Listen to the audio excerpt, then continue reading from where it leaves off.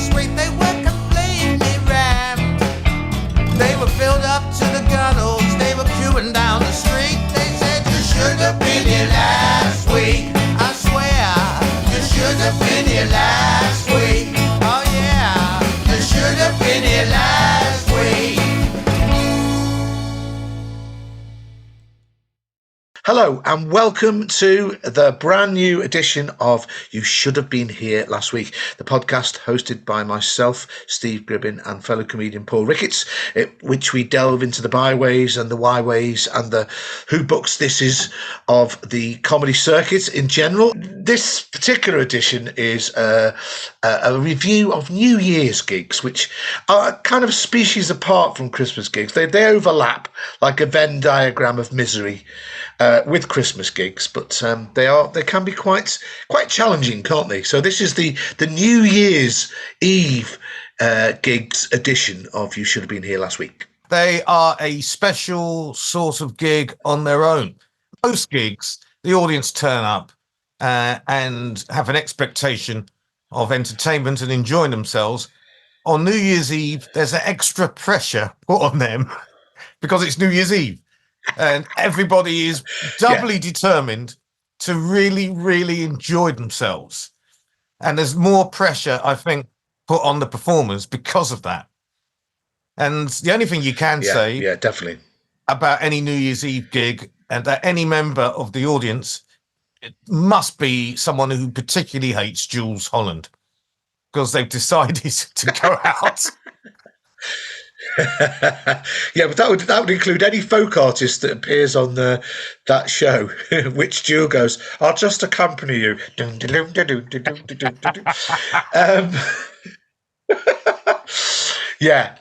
mean, it is that pressure, by the way, because we also noticed that you've got to be very careful with New Year's Eve gigs if they overrun and you start getting into that terrible thing where it gets closer and closer to midnight and the audience start doing this, don't they? And they start going, I mean, I've been in that position myself many times. Once at the Comedy Caf, it ran so late over that I was on about 11:45. And that was, I mean, I did like 12 minutes and got the fuck off because for the whole of the gig, people just they weren't listening. They weren't they were elsewhere. Their attention was drawn towards the big bongs, as it were, you know.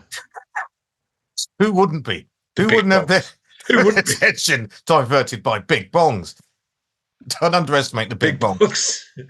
Yeah, what great act they were. And also, I mean, we've got to talk about the fact that, you know, the reason that most comedy acts would do New Year's Eve is because of the money. You know, it's it's either time and a half or double time, isn't it? Or it used to be. I don't know. I think it's slightly more now, but not double time anymore, is it? What happened after the millennium? So everything went sort of crazy in when year 2000 rolled in. And we were expecting our computers to fall apart and everything else. Money went absolutely through the roof. And so as put by Alan Francis in our previous podcast, triple bubble, not double bubble, but triple bubble. And as we all know, that comedians like living in their own triple bubble, don't they? Yeah. we love it. I can't resist. It's like catnip, isn't it? Come on, it'll be a disaster. I mean, again, we'll deal with this in another podcast, but there's a whole different thing about corporate gigs. It's the same thing. The deal with the devil is, this is going to be shit. Here's an extra wodge of money. And the acts go, yes, I know full well it's going to be shit. I accept the bargain. Nail me to the cross or whatever it is, takes your fancy, you know. You're prepared to sacrifice your career or a night of your career for triple bubble. You know, this is a true story about 2000, and I think it was New Year 2008. I was doubling. I know it's unheard of now, but I was doubling at the Comedy Store with Headliners and Chiswick, and it was New Year's Eve, and Headliners and Chiswick, something went wrong, it overran. I had to get the tube back. The tube had to stop because it was so overcrowded that people couldn't get on or off. And then eventually the guy just goes, oh, there's a problem. Oh, you'll have to get off. We had to get off at St. James's. I then had to fight my way through the crowd at St James's Park, that stop, going all the way down towards the Comedy Store. I couldn't get through. So, and the problem is, you're in a hurry because you're going to work, and everyone else is like. So I actually made the Comedy Store, but I was well past my particular slot, and I missed going on. I didn't get paid. I missed the slot. Worst New Year's ever. Only compounded at the end, by the fact that there were no trains back, and I had to virtually walk all the way back to Lewisham. Oh God, that was a cracker. That was. Well, I've got two New Year's Eve gig stories. I'll do the first one because it's what you were saying about the bongs comes into play in this one. It's a bit of a long story. So someone contacted me from a place called the Cock Inn in Smithfield Market, East Poultry Avenue. Sounds promising already. Yeah. So this place was a pub and restaurant for, calf, really. I'm pushing it saying it's a restaurant.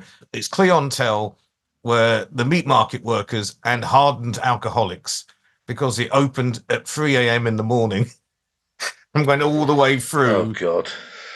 Into around about midday the next day, and then it would shut and then open up again. Famous for its boiled beef and cabbage, and also its fried steaks.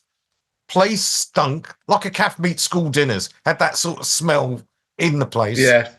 Contacted me and said, look, in the evening, the owner says, in the evening, no one actually comes here. So we'd like to put something on. I'm a big comedy fan. Would you like to do some comedy here? And the place inside was pretty grim. It was really down at heel. And I said, yeah, okay, though, we'll give it a go. And he said, well, okay, let's do the first one on Christmas Eve.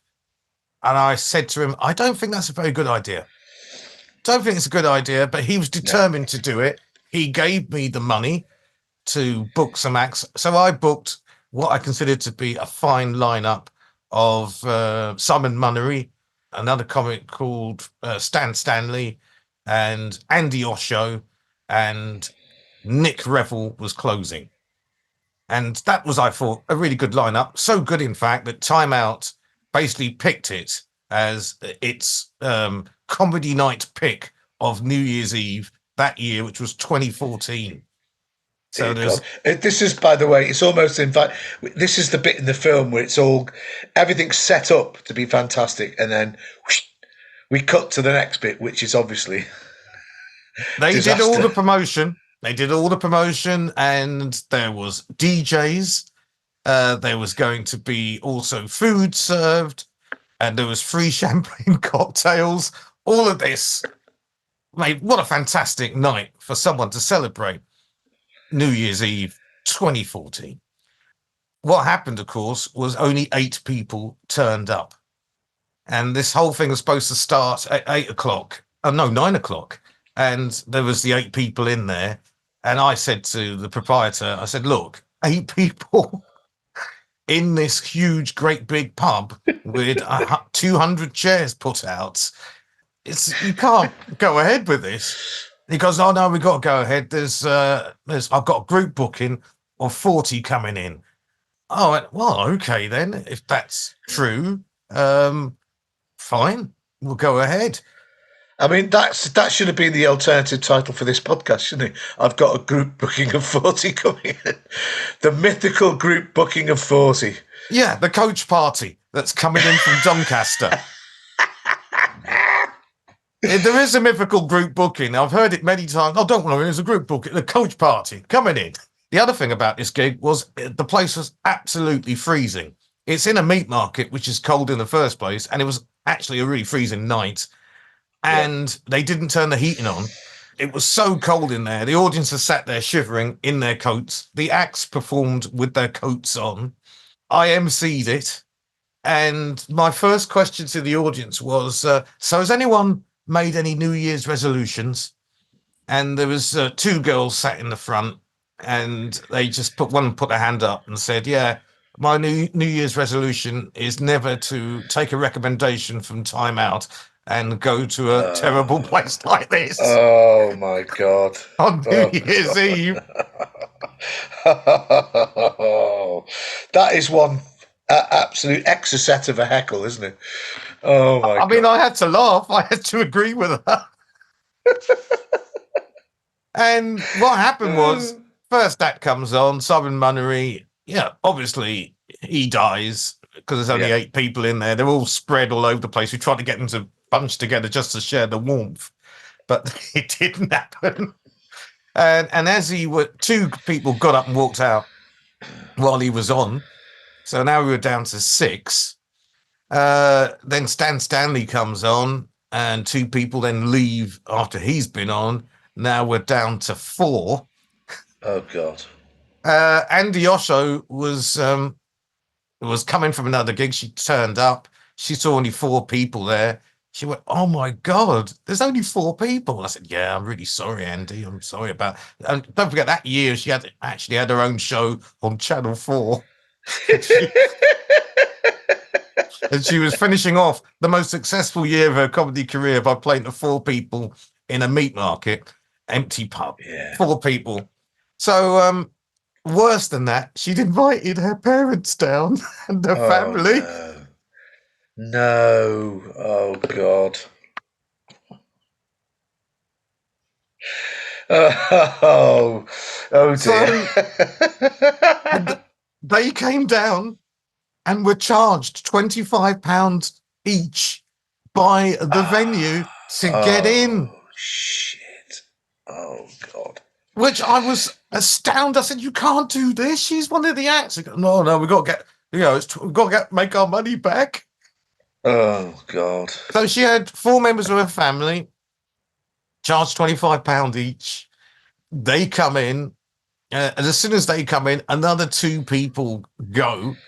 So now we're down to 6. We're back to 6, but 4 of them are Andy Osso's family.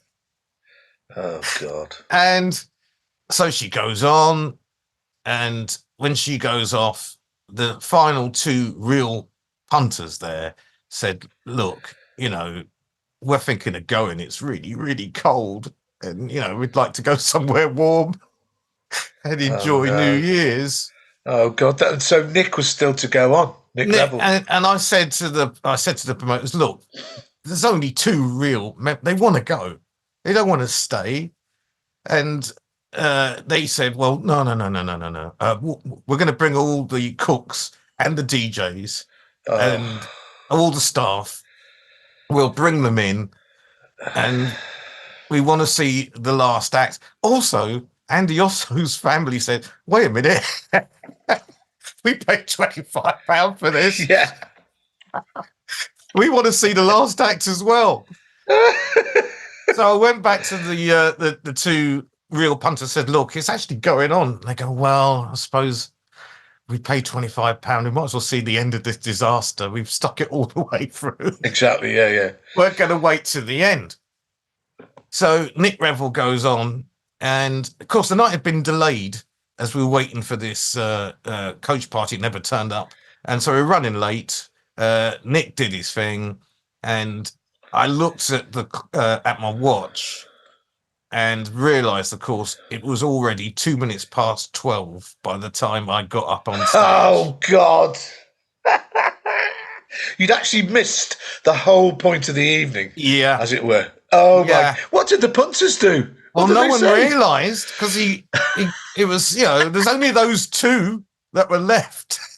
No one else my was really God. looking at their watches. Nick comes off. I got up on stage and did the only thing you can do in that situation, which is just go 10, 9, 8, 7, 6. Brilliant. Did the countdown. Happy New Year. Because everyone then looked at their watches, went, "What the fuck? It's already 5 minutes past." Oh shit. Yeah. And then we let the 2 people out, and they're going, "We'll never forget this the rest of our lives. How terrible I bet this they night was." That was a miraculously misery tale, wasn't it? Horrible. It was so miserable that Andy Osso sent me a message the following year saying, "Thank fuck I am not performing with you this year." As Oh, you said, she. I can't top that. I don't think. I don't think. I mean, Mike Elliott, the sadly deceased northeast comedian, who was a brilliant comedian, but he did do a large part of his work in working men's clubs in the northeast of England. He told me two brilliant stories. Right, one that he was paid off. And in case our listeners don't know that thing, is especially in the working men's club gigs, if they didn't like you, they used to get you in the interval, didn't they? And go, right, son, that was shit. Pay you your money in front of you. He got paid off on Christmas Day. Christmas Day lunchtime show. They went, no, it's not going well. And Mike said he was so depressed because it's like, where was the goodwill to all men? They just went, the audience think you're shit. I think you should just go home. Goodbye. He said, well, what are you going to do with the second half? We'd rather have the music on. Anyway, the other thing that he told me was, it didn't happen to him, but it happened to a friend of his, that, again, the same thing happened to him, that it ran over and ran over. And he went on stage perilously close to midnight. And then just towards the end of the act, right, he's still in the middle of his act. The audience just start going, 10, 9, 8. They did the countdown. What could he do? He just went, 7, 6, 5, Happy New Year. And then he just sort of, in the general hubbub, he just ran off stage. Oh, God. I have one more story that happened 4 years later. And I picked up a gig in Salisbury. Was it Salisbury? And we were told it was going to be at this lovely venue, ticketed, and it was just me and a nice act called, a very good act called Laura Lex. We turned up at the venue at sort of pretty much 10 o'clock. Nobody was there. So we were stood outside waiting. And then around about 10:30, it turns out that the owner of a local Indian restaurant was the person that was putting on this gig. And he turned up with his family and friends and animals and children. And they all piled in. And straight away you're thinking, and we saw the poster and it just said food, DJ, dancing, champagne, and comedy. Oh my God! We were the last on the list. Last on the bill. Yeah. And so it was pretty much an empty sort of nightclub. So there's about 20 of them, as I said, with kids and dogs. And straight away, DJ fired up the ones and twos. Yeah. And there was all these families. There was granddad dancing with his granddaughter. The dog was running around. It was, nobody. There was no chairs in the room. And I said, "Look, you got to set some chairs up for the comedy." And went, no, we're not setting any chairs up. No, we can't be. There's no chairs anywhere. So we're not doing it. And it was all dark with the disco lights, and everyone was having a good time in the family. And then we got to round about 11:15. So there's been about 45 minutes of disco and all that stuff. And there was, canapes and stuff put in. And then they suddenly said, we're going to have comedy on in a minute. Everyone went, And then they turned on the fluorescent lights because we said, we can't do it in this dark room with the disco lights. So they turned on all the strip lighting.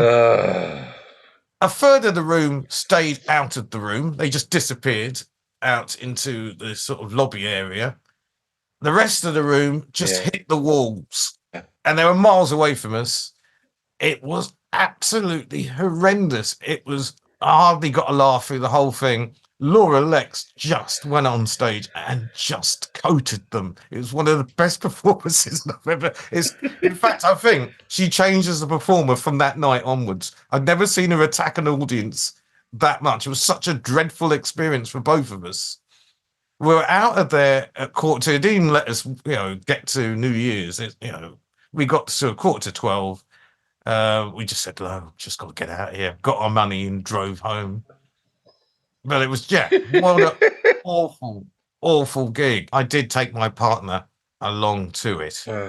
Yeah. And then we had to drive back from Salisbury to London, watching fireworks shoot up in the sky. Everyone else having a great time, and we're driving back miserable.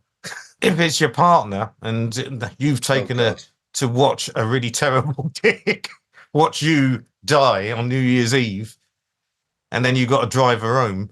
That's. Yes, I mean, I feel for Andy Osho's parents. At least they saw her become incredibly successful. So, well, she was at that point. This was the high point of her year, or the low point. Oh dear. In fact, two of those acts. I mean, she stopped doing stand-up about, I think, like 18 months later, after being really successful. Stan Stanley, I never saw perform comedy ever again after that gig. You did that. That's your fault. No, not you, but the cock in. That they did it. Well, they're responsible for a lot of things that have gone wrong. Sorry, I couldn't help that. Is that enough for a New Year's Eve thing? I think that's more than enough. I mean, obviously, Happy New Year to all our listeners and viewers. And once again, what else could you? A New Year's resolution I think you should partake of is subscribe to our YouTube channel. Definitely, and to yes. The podcast. Likes, shares. If you want to send us money, I still stick it up on, I think, on the YouTube, not so much on the podcast, but we have, you buy Steve a coffee. Yeah. And for me, I think I have a little link where you can just send me money, because you didn't send me a Christmas card, did you? So I didn't. No, I'm talking about the audience. I've changed mine now to Michelle Moan. If you send it care of Michelle Moan, I should get a lot of money, I think. Yeah. I think a uniform. 12 million. And a uniform as well, yeah. Which doesn't, and a mask, which doesn't work properly. So yeah. So should we wrap up? Yes, I thought I was doing that. Oh, right, that's it then. We'll say goodbye to you, and we'll see you later in this fantastically new year when it's not so new and it'll be a little bit older. So see you later. Bye. Bye. They said you should have been in